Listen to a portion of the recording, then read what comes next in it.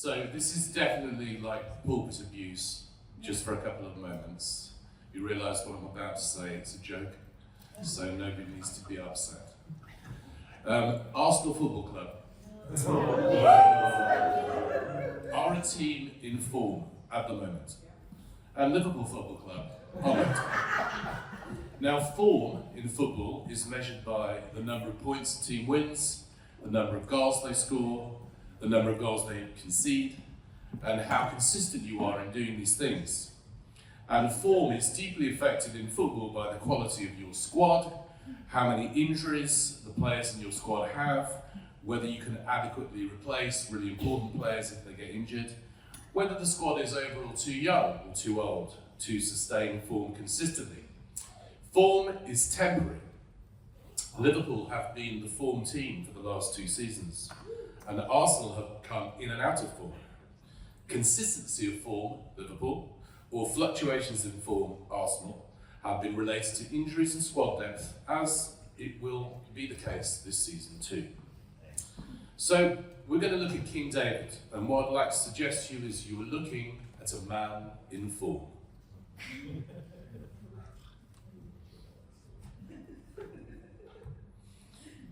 This is from 2 Chronicles chapter 14. When the Philistines heard that David had been anointed king over all Israel, they went up in full force to search for him. David heard about it and went out to meet them. Now the Philistines had come and raided the valley of Rephaim. So David inquired of the Lord, "Shall I go and attack the Philistines? Will you deliver them into my hands?" The Lord answered him, "Go, I will deliver them into your hands." So David and his men went up to Baal Perazim, and there he defeated them. He said, "As the waters break out, God has broken out against my enemies by my hand." So that place was called Baal Perazim. The Philistines had abandoned their gods there, and David gave orders to burn them in the fire. Once more the Philistines raided the valley, so David inquired of God again, and God answered him, "Do not go directly after them, but circle around them, attack them in front of the poplar trees. As soon as you hear the sound of marching in the tops of the poplar trees, move out to battle, because that will mean God has gone out in front of you to strike the Philistine army." So David did as God commanded him, and they struck down the Philistine army all the way from Gibeon to Gezer. So David's fame spread through every land, and the Lord made all the nations fear him. A man in form. Now, form comes and goes, but class, they say, is permanent. And David's class is encapsulated in the description that the Bible has of him, that he is a man after God's own heart. He is a man after God's own heart, 1 Samuel 13, verse 14. That's how he's described right from the beginning. And that could mean that he's a man who is the object of God's heart, that God loves him, rejoices in him. But I think it means that he is a man who seeks God, who loves God, who delights in worshipping God, who wants to know what God is like and wants to do what God wants him to do. Now, David could also be a man out of form, when, for instance, he commits adultery or murders his friend, the husband of the same woman, so that he might have her for himself. But even here, when he receives a prophetic rebuke, he readily returns to God and to form. When he acknowledges he's sinned and repents of what he's done, though this is not without cost. The Philistines here have heard that David has become king of Israel, and this must have felt like a considerable slap in the face. David had humiliated them years back when he was a boy. He quite improbably killed their warrior hero Goliath, a giant of man, when he was a mere runt of a shepherd boy. Later, when he was on the run from King Saul, which happened quite a lot in David's life, David came to the Philistines twice for protection. The first time he came alone and tried to hide, but was discovered and barely escaped with his life. The second time he came to the Philistines, again on the run from Saul, he brought his forces with him. He promised to keep the Philistine king of Gath, he would serve him. In fact, he pretended to attack Israel whilst actually fighting Israel's enemies and traded spoils that would fall the king of Gath. The king of Gath was in fact so convinced of David's loyalty, He wanted him to take part in the final battle against Saul. The other kings were not that stupid and refused to allow this, and David was sent home. David had been the king of the southern part, the king of Judah, for 7.5 years before being made king of Israel. And the Philistines obviously didn't identify him as sufficient of a threat during that time. But when he took the throne of Israel, he became the leader of their hated enemy. And David's ability in battle must have worried them still more. And they determined he should be removed, and removed as quickly as possible.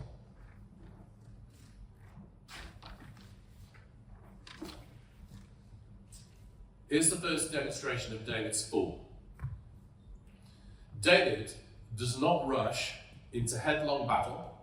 Instead, he inquires of the Lord.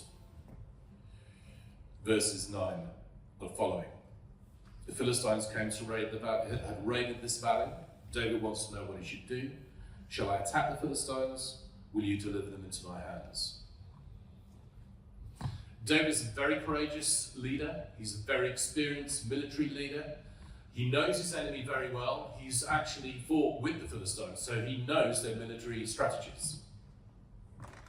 But his immediate response to the prospect of battle is not to rely on all that accumulated strength, but to seek God.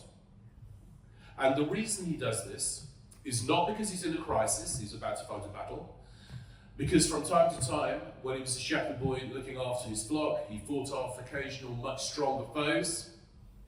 And David has been seeking God. He has been a man after God's heart since the time we first come across him. He's been singing songs about God, he's been worshipping God, he's been seeking the presence and the face of God. He is a man after God's own heart. Why did we experience this flood? I have no doubt that this is partly a human thing. I know that people were reporting various irregularities for quite a period of time before this massive pipe broke, and I've just been told today that from a technical point of view, the real problem was that Thames Water had been trying to replace old pipes for a long time. It's a very difficult process, and in a way, what happened was the result of putting new wine into new wineskins. New water trying to flow into old pipes doesn't work. It was a huge problem. So it's definitely a human thing. I'm sure nobody intended to do what they did. But I can't but notice that this happened on the night of our first Life Course dinner. And I become very focused at certain points in my life, and this is one of them. Happens every year. I start praying about the Life Course, maybe on and off, 2 months before, but by the time the Life Course dinners come, I'm not really doing anything else. I'm looking at my talk again and again, wondering whether it's any good, and I am praying. Primarily I'm praying. And on the day, that's really all I do. I just pray that the numbers won't go down, that they will remain, etc., etc. I mean, whether this is a good idea or not, I don't know, but I've always done it. And so I really felt stood down on the morning to discover that it's just not going to happen at all. It was really, really disappointing. And obviously not just for me. But I noticed that, with a small exception, the flood took out the street leading up to the church school, the church, and it kind of ended at the end of the piazza. And I feel that's quite targeted when we're doing an evangelistic thing. 2 nights running, 400 people. Lots of non-Christians. And I'm aware as well of various things that are going on that we can't fully talk about, which would expand what we do into 2 other places as well. And it might be that this is an attempt to kind of end it now.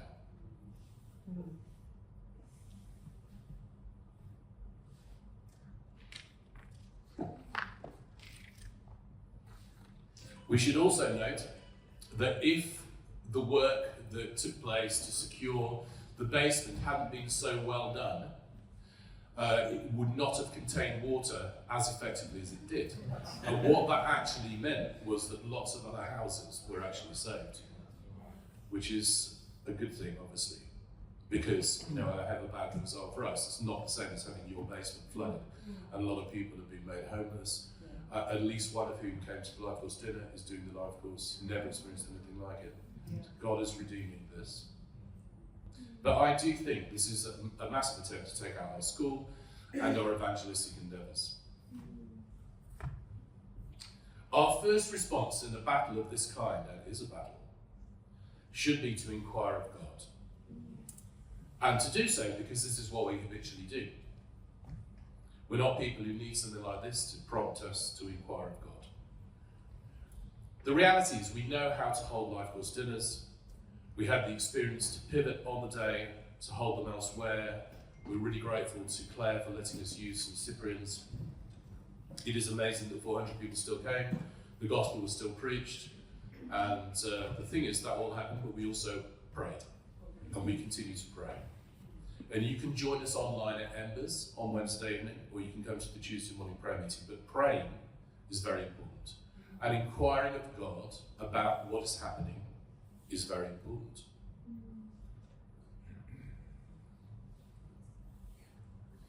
Two verses have stood out to me in the course of my own divine inquiry, asking God what I'm supposed to make of this. And the first of those was from Claire, our area dean and our next door neighbour. And she took the time to send us this, she texted us this verse, which had been in her readings. And it is, "The glory of this present house will be greater than the glory of the former house. And in this place I will grant peace." That's Haggai 2:9. "The glory of this present house will be greater than the glory of the former house. And in this place I will grant peace." Now, this is always the promise of God. God is always able to do something new that will make what God did before seem comparatively unremarkable. Not of no value, but he can always top himself. He can always do it better, more effectively, with more impact. God can always do that. And I'm looking to God to do that again. His capacity to do these things never changes. So as Christians, as you know, we're always in a death and resurrection process. We're forever dying to former ways of behaving or seeing things and rising to new ways of behaving and seeing things. We're forever dying to one understanding of what God is doing and rising into a fuller picture. We're forever dying to one circumstance and rising into another one. How many times in our lives have we looked at something and thought that's an absolute disaster, and we've seen how God has transformed something or just led us into a different dimension of whatever it is? It's not unusual. So this might have a temporary whiff of death about it, but we shall rise. And this place isn't too bad, is it? It's great you can sit at the back, like you always did.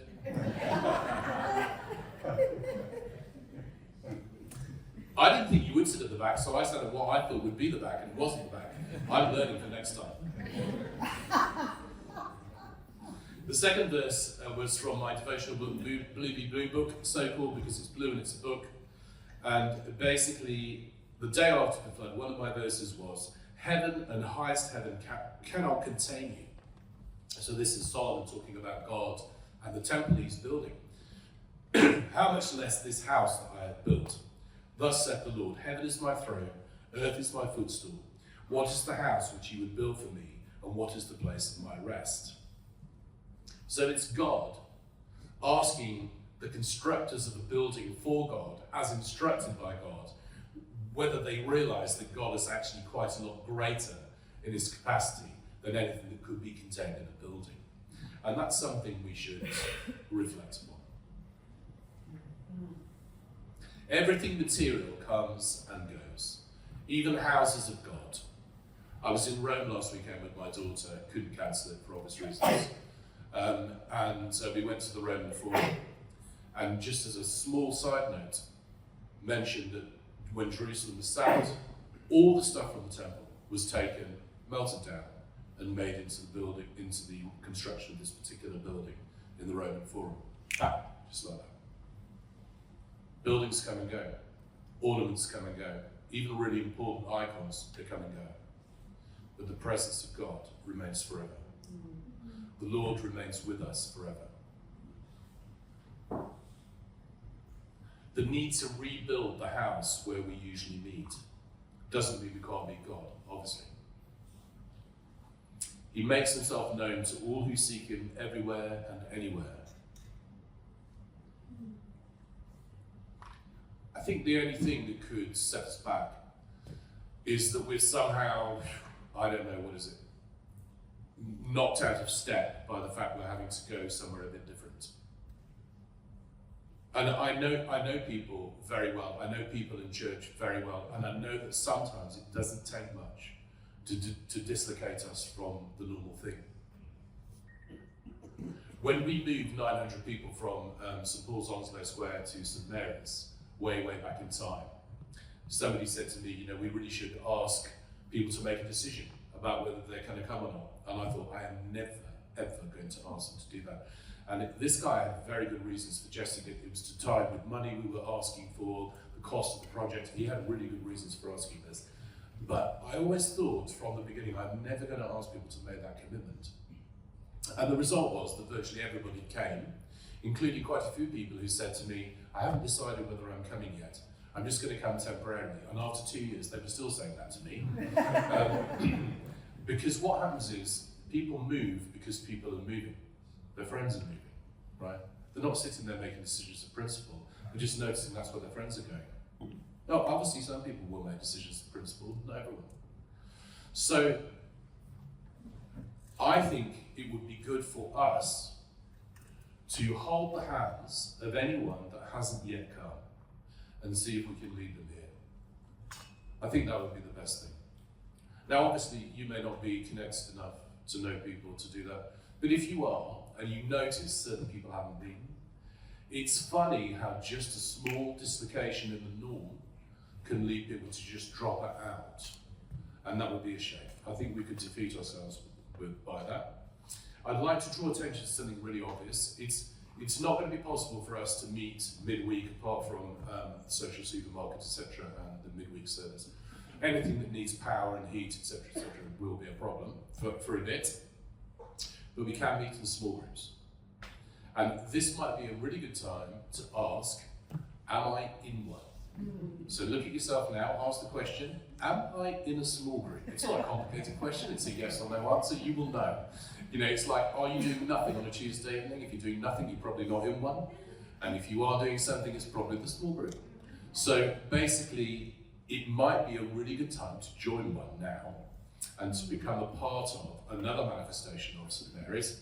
Small groups are always good. It's good to belong at a big level like Sunday services. It's good to belong at a small level as well. So Andy is the person for anything small group related. You recognise her, she led the service earlier, and she'll be happy to advise you. We have them all over the place. We've got a small group this evening coming up. Tomorrow, yeah. So if you're a small group leader, that's probably a good one to go to, I would say.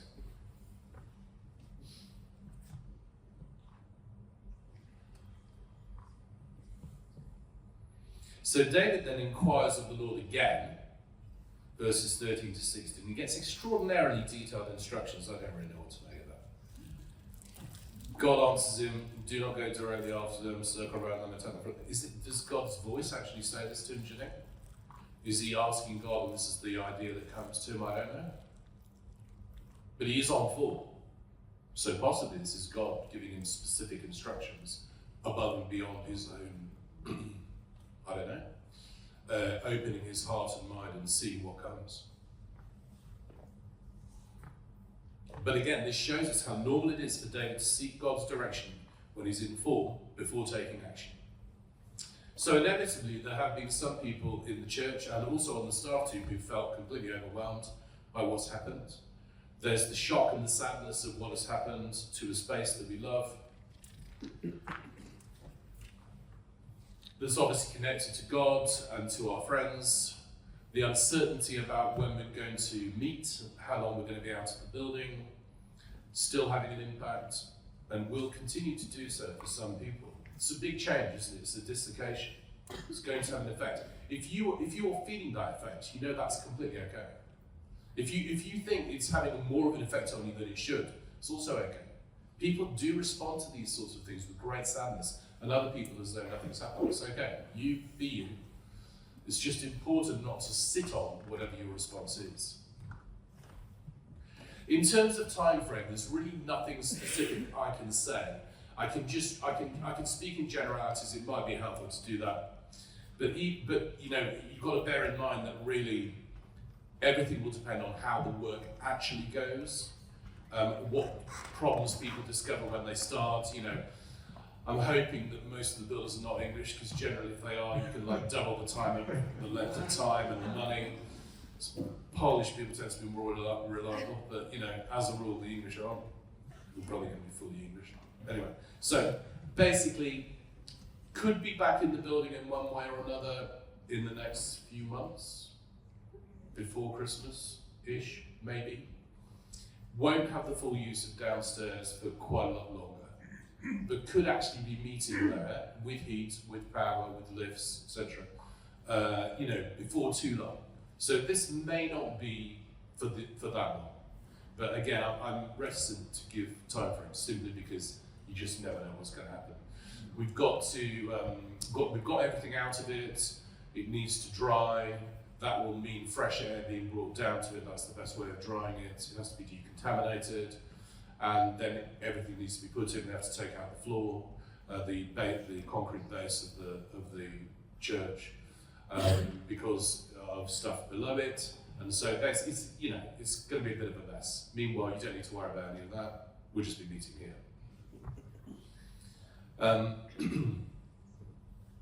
So there are people who just find the whole thing overwhelming, and then there are other people who like to rush into action. There are people who like to assume control, seek to solve every problem, don't want to stop working until everything's returned to normal. Well, the thing is, God is definitely our consolation when we feel sad or shocked when everything changes, but he's also our first port of call in a crisis. He's not an afterthought as we spring into action with our incredible ingenuity and try to get things done. Incidentally, in verse 11, the Hebrew of the expression God has broken out, which I'll just read to you. David said, as the waters break out, God has broken out against my enemies by my hand. The language there is the same language that's used when Uzzah, some poor sucker who tries to stop the Ark of the Covenant falling into the mud, when David decides he's just going to put it on a cart and transport it back, having lost it and then got it back again. Uzzah tries to stop it falling into the mud because it's going through, you know, and basically he touches the thing and dies. Because that's not what you're supposed to do. That's not how you're supposed to transport the Ark of the Covenant. And basically, so the Lord breaks out against Uzzah, and he breaks out against David because David has not followed the law and the way in which the Ark should be transported. But this time, David seeks the direction of God, and the outcome is that God breaks out against his enemies, same language, like a flood. David's demonstration of form number 2, verse 12. The Philistines abandoned their gods there, and David gave orders to burn them in the fire. Not very politically correct. After the battle, David comes across the idols of his enemies, and he has nothing to do with them. His soldiers would probably have regarded these things as spoils of war. They would have had some kind of monetary value. David knows neither he nor they should have anything to do with idolatry. Now, idolatry is the worship of something else as though it is God. Obviously, this applies to the worship of other named deities, but in effect, having not really believed this before, I now do think it's fair to say that idolatry also describes anything else that the heart desires above all things, including God. Because it doesn't seem to me that it makes any difference whether you're worshipping a named deity because you're part of another religion, or whether you're actually effectively worshipping money. Effectively, I think they have the same impact on the heart. It's rightly been said that if we trail the use of money and the use of our time, we will find what we truly worship. So you might want to just think about that right now. So think about most of my time, most of my money, where does it go? At the very least, whether we're worshipping or not, it's obviously very, very important. For example, your work is very important, and a lot of your time goes into that. Just think about it. If people could see the full use of my money, the full use of my time, what's really important to me?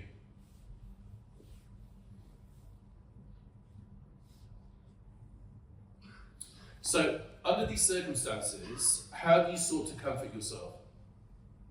Shock, sadness, disorientation, uncertainty are felt in the heart. So, when this kind of thing happens, do you draw near to God?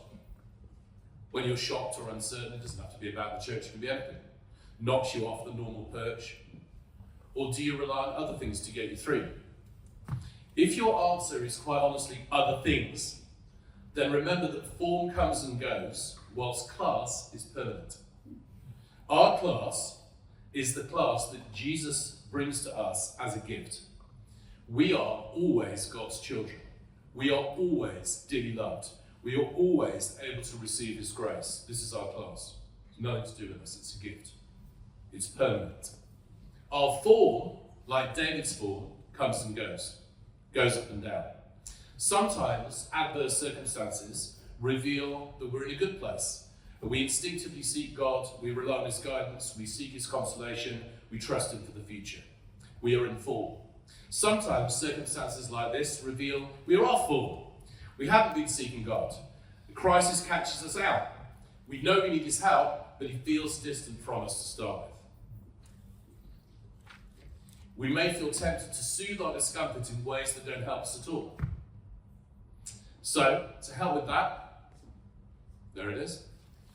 We have some time to return to worship. So we're just going to return to form. This is an opportunity. A few more songs. Let's return to form. Wherever we are, wherever this has found us, if we are in form, you can just go, check me out. I'm in form, I'm just going to carry on being in form. If you're out of form, this is an opportunity to come back in. And then we can stop blaming ourselves and leave it. Okay, let's start.